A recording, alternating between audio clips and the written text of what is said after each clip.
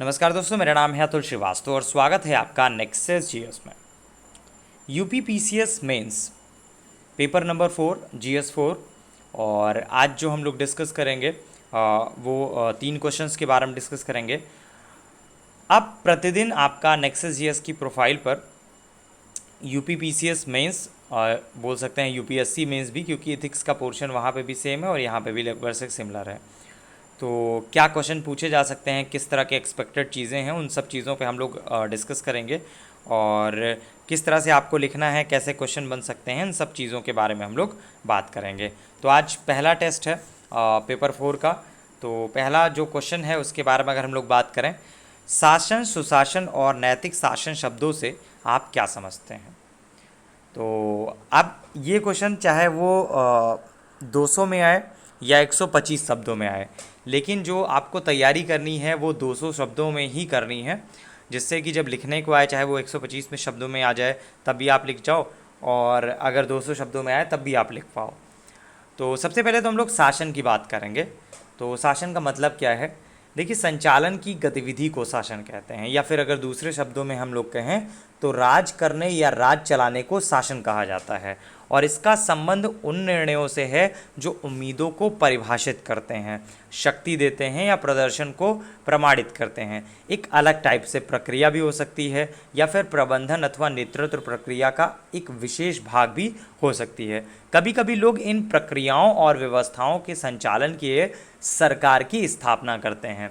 ठीक है, तो ये रहा आपका शासन। अब एग्जैक्टली सुशासन क्या है? सुशासन से मतलब है किसी सामाजिक राजनीतिक इकाई को इस प्रकार चलाना कि वह वांछित परिणाम दे। सुशासन के अंतर्गत बहुत सी अवधारणाएं समावेशित होती हैं, जिसमें बजट, सही प्रबंधन, कानून का शासन, सदाचार, ये सारी की सारी चीज़ें आती हैं। इसके जस्ट विपरीत पारदर्शिता की कमी या फिर संपूर्ण अभाव, जंगल राज, लोगों की कम भागीदारी, भ्रष्टाचार का बोलबाला आदि सुशासन के विपरीत की स्थिति हैं। और इसी अवधारणा को वर्ल्ड बैंक द्वारा प्रतिपादित 9 उदारवादी अवधारणा के तहत किया गया है। तो ये रहा आपका सुशासन। अब एग्जैक्टली नैतिक शासन क्या होता है? तो नैतिक शासन क्या होता है? सुशासन की उच्च अवधारणा है, अर्थात उच्च शासन पद्धति है। शासन में लोकतंत्र या नागरिक जीवन हेतु मूल्यों को सम्मिलित करना। नैतिक शासन जो होता है, नागरिकों को सरकार की ओर से गरिमामय जीवन जीने की राह प्रदान करता है, और ये पारदर्शी और जवाबदेही पूर्ण शासन होता है। तो ये रहा आपका पहला क्वेश्चन। मैंने शॉर्ट में इसको समझाने की कोशिश की। आप इसको 200 शब्दों में भी लिख सकते हैं, 125 शब्दों में, जैसे भी आप लिखना चाहें। अगर आपको मेंस क्वालिफाई करना है, चाहे वो आपका यूपी पीसीएस मेंस हो या फिर आपका यूपीएससी मेंस हो, एग्जैक्टली तो फिलहाल हम लोग यूपी पीसीएस मेंस पे ही फोकस करेंगे। तो यूपी पीसीएस मेंस में अगर हम लोग बात करें तो सबसे पहले किस प्रकार से आपको लिखना होता है ये आपको पता होना चाहिए, और इसकी प्रैक्टिस आपको पूरे साल करनी पड़ती है। जैसे आप प्रीलिम्स की तैयारी करते हैं कि सारे पूरे साल आप करते हैं, उसी प्रकार से मेंस की भी तैयारी आपको करनी पड़ती है कि पूरे वर्ष इसकी आप तैयारी करें, आंसर राइटिंग प्रैक्टिस लिखें। आजकल का जो सबसे बड़ा प्रॉब्लम है वो ये है कि आप लोग मैक्सिमम चीज़ें तो पीडीएफ से पढ़ते हैं, और पीडीएफ से पढ़ेंगे तो ऑब्वियस सी बात है लिखेंगे नहीं, और लिखने की प्रैक्टिस आपकी छूट चुकी है। तो अगर आप लिखेंगे नहीं तो ऑब्वियस सी बात है जो मेंस होगा वहाँ पे आप कैसे मैनेज कर पाओगे। ठीक है, तो उसके लिए नेक्सस जीएस की तरफ से बैक टू बैक हमेशा बैच जो है रिलीज़ किए जाते हैं। अभी जो हमारा रनिंग बैच है उसमें आप एडमिशन ले सकते हैं। उसके बारे में डिटेल्स आपको हमारे इसी वीडियो के डिस्क्रिप्शन बॉक्स में मिल जाएगा, और इस वीडियो के डिस्क्रिप्शन बॉक्स में हमारे टेलीग्राम चैनल का लिंक मिल जाएगा, और टेलीग्राम चैनल के थ्रू आप हमारे चैनल को ज्वाइन कर लीजिए। ज्वाइन करने के बाद आपको सारी की सारी इन्फॉर्मेशन मिल जाएगी, कौन सा बैच कौन सा रनिंग है। फिलहाल अभी यूपी पीसीएस मेंस 2020 का बैच रनिंग है, आंसर राइटिंग प्रैक्टिस कराई जा रही है। तो आप लोग चाहें तो एडमिशन प्राप्त कर सकते हैं। डेली आपको 3 क्वेश्चन दिए जाएंगे।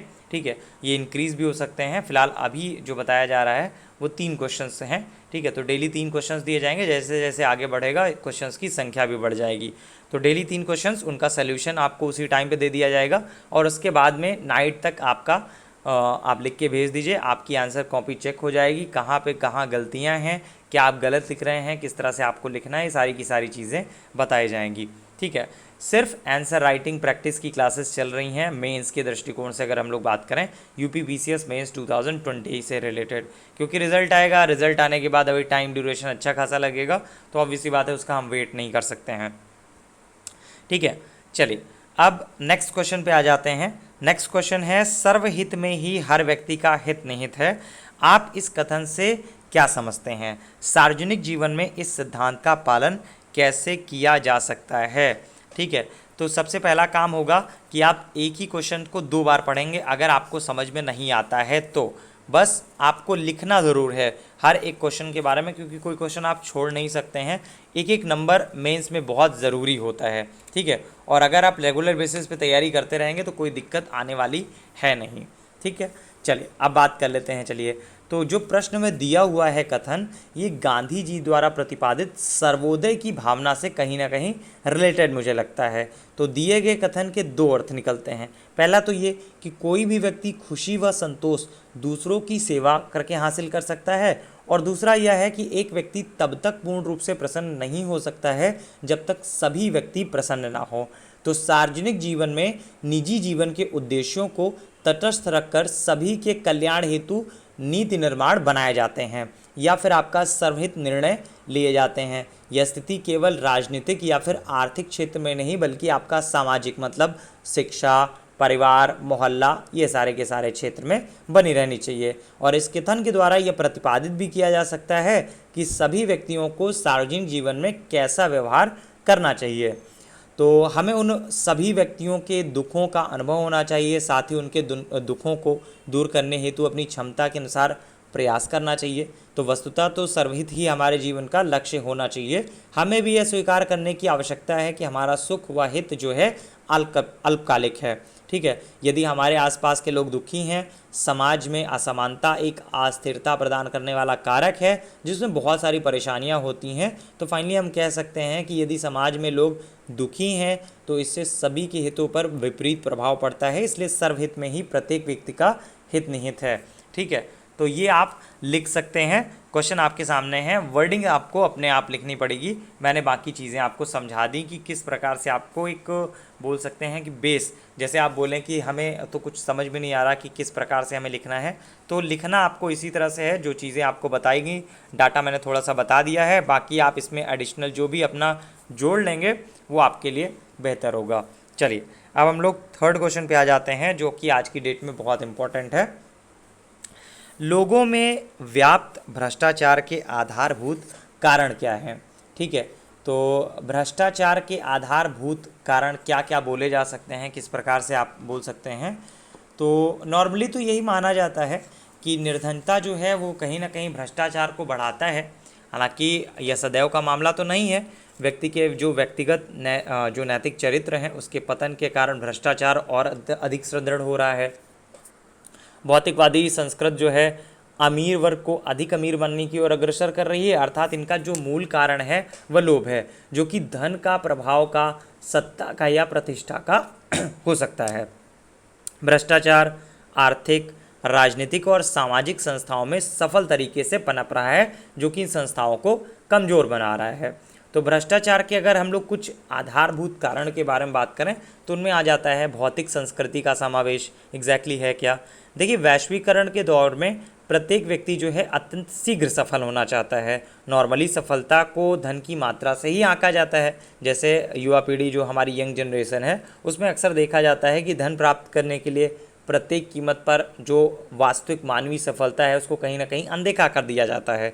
तो गांधी जी ने एक स्टेटमेंट दिया था कि मनुष्य की ज़रूरतें पूर्ण हो सकती हैं परंतु उनकी लालसा कभी नहीं पूरी हो सकती। बीच बीच में ये जो वर्डिंग्स मैं बता रहा हूँ ये आपके लिए काम करेंगे। रीज़न ये है कि अगर ये शब्द आप डाल दोगे, उसके नीचे आप अंडरलाइन कर दोगे या उस चीज़ को हाईलाइट कर दोगे तो उससे मार्क्स आपको बेहतर मिलते हैं। ठीक है, अब हम लोग बात करेंगे अस्वस्थ प्रतिस्पर्धा के बारे में। तो व्यावसायिक अस्वस्थ प्रतिस्पर्धा भी व्यवसायियों के मध्य भ्रष्टाचार को कहीं ना कहीं बढ़ाती है।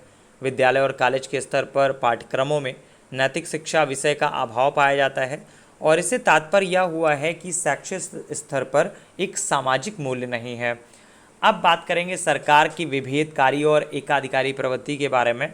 तो सरकार का एकाधिकार और विवेकाधिकार भी भ्रष्टाचार में वृद्धि करते हैं, जैसे आपका प्राकृतिक संसाधनों के आवंटन में लाइसेंस प्रवृत्ति, व्यवसायी चुनावों के दौरान नेताओं को अधिक सहायता प्रदान करते हैं, जिसके पीछे प्रमुख उद्देश्य होता है व्यवसाय में अधिक मुनाफा कमाना। इसमें आपका कपटपूर्ण भ्रष्टाचार कहीं ना कहीं व्याप्त होता है।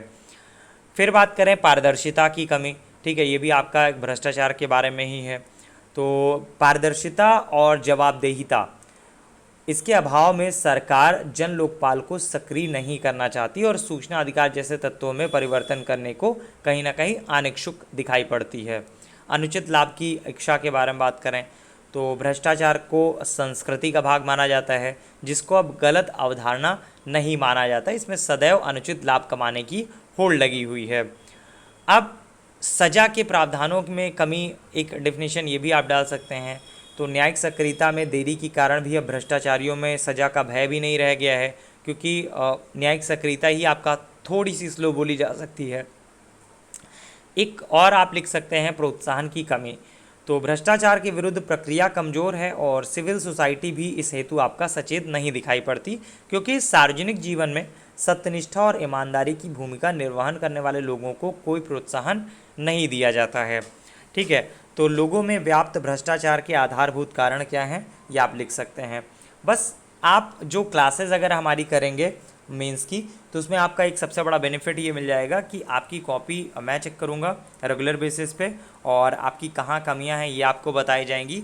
और दूसरा सबसे बड़ा बेनिफिट मिल जाता है कि जो क्वेश्चन आपको दिया गया है उसका एक ड्राफ्ट आंसर आपको दे दिया जाएगा, बोल सकते हैं कि बेस आंसर दिया जाएगा।